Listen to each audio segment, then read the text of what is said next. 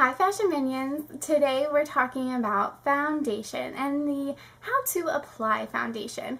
We're solely focusing on liquid foundation, which comes in different kind of packaging. It's usually like in a glass bottle or in a little jar. Sometimes it does come in a squeezy tube as well. Those are the types of foundations we're going to be focusing on. Just to keep in mind, there are different types of foundations. There's pressed powder, loose powder, and stick foundations that are all available to you depending on your skin type and what you like. But I like the liquid foundation the best, so that's what we're going to be talking about today. So some helpful hints and tricks to consider when you're putting on your foundation. The first thing we're going to be talking about is your tools. So when I was in high school, I used to use those little cosmetic wedge sponges that you used one time and you threw them away. That worked best for me for what I needed it for. But since then, I've kind of found better tools to use that help my foundation look so much better. So the first thing we can talk about are sponges. There's so many different sponges out there anymore that you can get high-end or drugstore. These two happen to be drugstore. One is a Real Technique sponge. It's the orange one with the cut like flat side. And this one's a Beauty Pro from TJ Maxx and Marshalls. Another tool that I really like to use to apply my foundation is a brush. There are different kinds of brushes out there that are claimed to be foundation brushes, but what I like to look for in a brush to apply my foundation is the density of the brush. So for example, if you look at these two brushes, one's a dual fiber brush and one is a Real Techniques expert face brush is what they call it. But as you can see, one is much more dense than the other. So this one would be more beneficial to apply your foundation with the density of its bristles. This one's a high-end brush. This is also the brush we'll be using in our little tutorial today. It is from Tarte. It has the gold handle on it. It was released with one of their summer collections, I believe. But I like the density of this brush. And it is a flat top, so it's a little bit different than the dome-shaped. They do apply your foundation similarly, but I just happen to like this one as of right now and the way that my foundation looks as I apply. So keep that in mind when you're picking out your brush. You want something that is densely packed, just for a better application. The next thing that would be beneficial to you when applying your foundation is a good base. This is going to help your foundation last longer. It's going to make it apply seamlessly, smoother onto the skin, have something to stick to, and last a little bit longer. So there's a lot of different primers out there for your foundation. I'm just going to kind of run over a few of them so you kind of get the idea of what I mean by a base. There are setting sprays that you can use. The difference between a traditional type primer and a setting spray is you can use your setting spray after you apply your foundation, but you can also use it before to use it as a base. These are just different ones, high-end and drugstore, that are available to purchase. There's lots of different kinds of primers, like the different types of finishes they have. I have dry combination skin, so I personally like something that's a little hydrating. This one from Too Faced is the Hangover RX. Has coconut water in it, so it is moisturizing, but it makes for a good base for your foundation to stick to.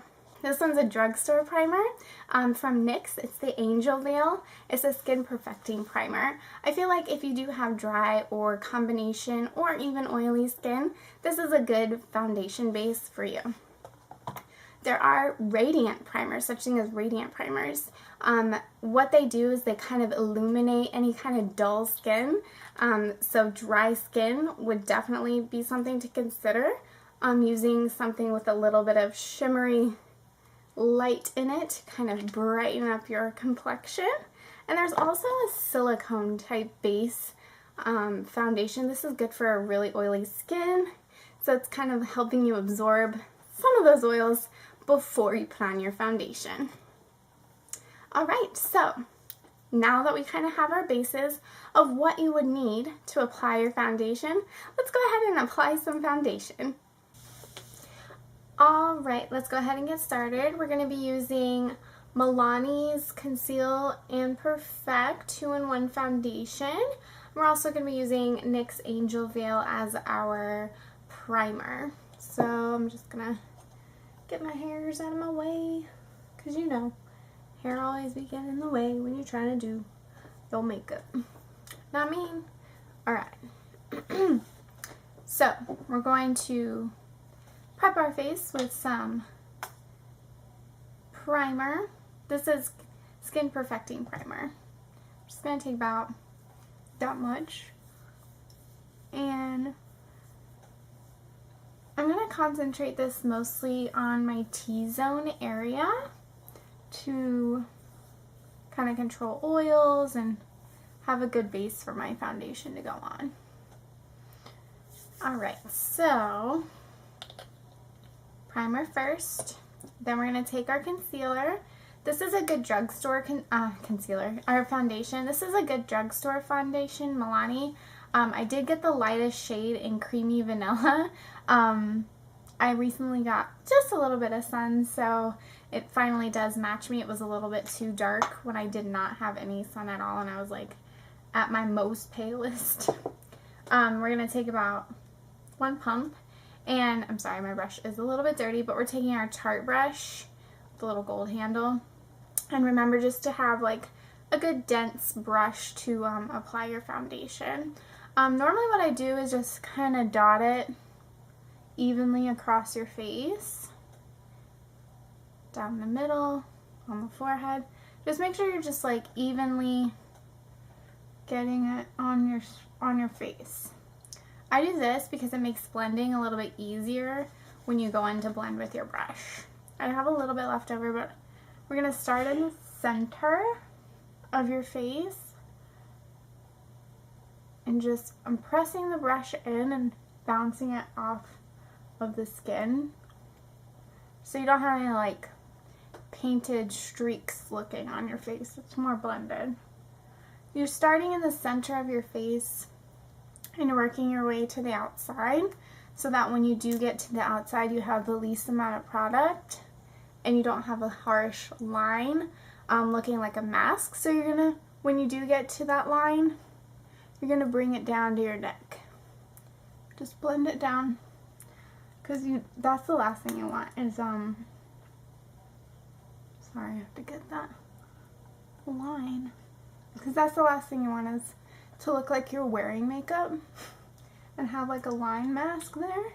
So just bring it all the way down and bring it into your hairline.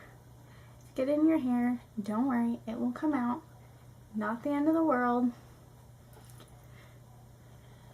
And especially if you're wearing your hair down, nobody's gonna see that. But just make sure you do blend it into your hairline as best you can. I kind of avoid my eyebrows because I don't like to cake my eyebrows on with foundation, but I do like to bring my foundation and concealer onto my eyes because I have such dark color pigmentation in my eye and my eyelids are pretty veiny, so that's something my concealer will help with. Now that's pretty much it. That you've blended in your foundation, and you've created a good base for it, so your foundation's gonna last longer. You can say you're going out at night or you're going out all day, you're doing something special. You can always take your setting spray at this point and maybe put on your concealer and then do your setting spray. But pretty much that's basically the application process of putting on your foundation.